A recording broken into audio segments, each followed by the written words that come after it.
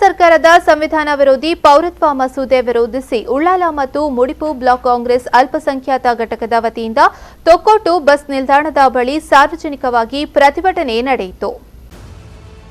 ಪ್ರತಿಭಟನೆಯಲ್ಲಿ ಕೆಪಿಸಿಸಿ ಸದಸ್ಯ ಈಶ್ವರ್ ಉಳ್ಳಾಲಪುರ ಮಾತನಾಡಿ, ವಿದೇಶ ಸುತ್ತುವ ನೆಪದಲ್ಲಿ ದೇಶದ ಸಂಪತ್ತನ್ನು ಲೂಟಿ ಮಾಡಿ ಆರ್ಥಿಕ ಕುಸಿತಕ್ಕೆ ಕಾರಣಕರ್ತರಾಗಿರುವ ಕೇಂದ್ರ ಸರ್ಕಾರ ಬಡವರನ್ನ ಭಿಕ್ಷೆ ಎತ್ತುವಂತೆ ಮಾಡಿ ಇದೀಗ ಪೌರತ್ವ ಮಸೂದೆಯನ್ನ ಜಾರಿಗೆ ತಂದು ಜನರನ್ನ ವಿಭಜಿಸುವ ಕಾರ್ಯ ಮಾಡುತ್ತಿದೆ. ಕೇಂದ್ರ ಸರ್ಕಾರ ದಿವಾಳಿಯಾಗಿದ್ದು ಇಲ್ಲಿನ ವಿಮಾನ ನಿಲ್ದಾಣ, ರೈಲ್ವೆ ಇಲಾಖೆ, ಪಣಂಬೂರು ಬಂದರು ಸೇರಿದಂತೆ ಸರ್ಕಾರಿ ಸ್ವಾಧೀನದಲ್ಲಿರುವ ಕೈಗಾರಿಕೆಗಳನ್ನು ಮಾರಾಟ ಮಾಡುವ ಹುನ್ನಾರ ನಡೆಯುತ್ತಿದ್ದು ಇದರ ವಿರುದ್ಧ ಜನರು ಜಾಗೃತರಾಗಿರಬೇಕು ಎಂದು ಹೇಳಿದರು.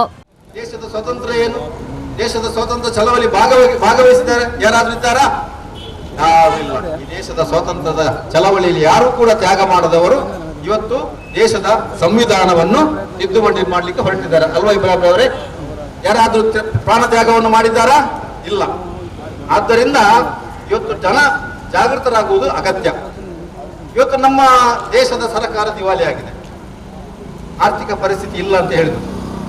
ನಿಮ್ಮ ಮಂಗಳೂರಿನಲ್ಲಿ ಇರತಕ್ಕಂಥ ಏರ್ಪೋರ್ಟ್ ಅನ್ನು ಮಾರಾಟ ಆಯಿತು, ಇಲ್ಲಿರ್ತಕ್ಕಂಥ ಪೋರ್ಟ್ ಅನ್ನು ಮಾರಾಟ ಆಗ್ತಾ ಇದೆ, ರೈಲ್ವೆಯನ್ನು ಮಾರಾಟ ಮಾಡ್ತಾ ಇದ್ದಾರೆ.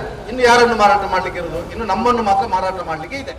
ಇನ್ನು ಜಿಲ್ಲಾ ಪಂಚಾಯತ್ ಸದಸ್ಯೆ ಮಮತಾ ಗಟ್ಟಿ ಮಾತನಾಡಿ, ಕೇಂದ್ರ ಸರ್ಕಾರದ ಜಾತಿ ಧರ್ಮದಡಿಯಲ್ಲಿ ನಮ್ಮನ್ನ ವಿಂಗಡಣೆ ಮಾಡುವ ಅಗತ್ಯವಿಲ್ಲ. ಪ್ರಸ್ತುತ ಕಾಲದಲ್ಲಿ ಮಹಿಳೆಯರಿಗೆ ಭೀತಿಯ ವಾತಾವರಣ ನಿರ್ಮಾಣವಾಗಿದೆ. ಪ್ರಾಕೃತಿಕ ವಿಕೋಪಕ್ಕೆ ಪರಿಹಾರ ನೀಡದ ಸರ್ಕಾರ ಪೌರತ್ವ ತಿದ್ದುಪಡಿ ಕಾಯ್ದೆಯ ಮೂಲಕ ಒಡೆದು ಆಳುವ ನೀತಿ ಜಾರಿಗೆ ತರುತ್ತದೆ ಎಂದು ಅವರು ಆರೋಪಿಸಿದರು.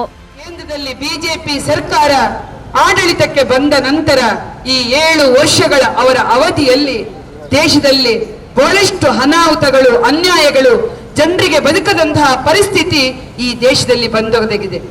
ಅದರಲ್ಲಿ ಮಹತ್ತರವಾದಂತಹ ಈ ದೇಶದಲ್ಲಿ ಇವತ್ತು ಮಾಡ್ತಕ್ಕಂಥ ಪೌರತ್ವ ಮಸೂದೆ ಅಂತಹ ಒಂದು ಕಾನೂನು, ಧರ್ಮದ ಆಧಾರದಲ್ಲಿ ರೂಪಿತವಾಗಿರ್ತಕ್ಕಂಥ ಈ ಮಸೂದೆಯು ಸಂವಿಧಾನದ ತತ್ವದ ವಿರುದ್ಧವಾಗಿ. ಮಂಗಳೂರು ನಗರಾಭಿವೃದ್ಧಿ ಪ್ರಾಧಿಕಾರದ ಮಾಜಿ ಅಧ್ಯಕ್ಷ ಇಬ್ರಾಹಿಂ ಕೋಡಿಚಲ್ ಅವರು ಮಾತನಾಡಿ, ಬಿಜೆಪಿ ಸರ್ಕಾರ ಆಡಳಿತಕ್ಕೆ ಬಂದು ಏನು ಅಭಿವೃದ್ಧಿ ಮಾಡಿದೆ ಎನ್ನುವುದು ಎಲ್ಲ ವರ್ಗದವರ ಪ್ರಶ್ನೆ. ಅಗತ್ಯ ವಸ್ತುಗಳ ಬೆಲೆ ಏರಿಕೆ ಗಗನಕ್ಕೇರಿದೆ. ಮೋದಿ ಮತ್ತು ಅಮಿತ್ ಶಾ ಆಡಳಿತದಿಂದ ಜನರು ರೋಸಿ ಹೋಗಿದ್ದಾರೆ.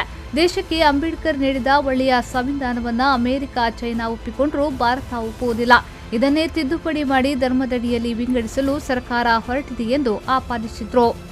ಈ ಸಂದರ್ಭ ಉಳ್ಳಾಲ ಬ್ಲಾಕ್ ಕಾಂಗ್ರೆಸ್ ಅಧ್ಯಕ್ಷ ಸಂತೋಷ್ ಕುಮಾರ್ ಶೆಟ್ಟಿ, ಮುಡಿಪು ಬ್ಲಾಕ್ ಕಾಂಗ್ರೆಸ್ ಅಧ್ಯಕ್ಷ ಪ್ರಶಾಂತ್ ಕಾಚವ, ಉಳ್ಳಾಲ ಬ್ಲಾಕ್ ಅಲ್ಪಸಂಖ್ಯಾತ ವಿಭಾಗದ ಅಧ್ಯಕ್ಷ ಅಲ್ವಿನ್ ಡಿಸೋಜಾ, ಮುಡಿಪು ಬ್ಲಾಕ್ ಕಾಂಗ್ರೆಸ್ ಅಲ್ಪಸಂಖ್ಯಾತ ಕಾಂಗ್ರೆಸ್ ಅಧ್ಯಕ್ಷ ಇಮ್ತಿಯಾಜ್, ಜಿಲ್ಲಾ ಅಲ್ಪಸಂಖ್ಯಾತ ಕಾಂಗ್ರೆಸ್ ಅಧ್ಯಕ್ಷ ಎನ್ಎಸ್ ಕರೀಂ ಮೊದಲಾದವರು ಈ ಸಂದರ್ಭ ಹಾಜರಿದ್ದರು.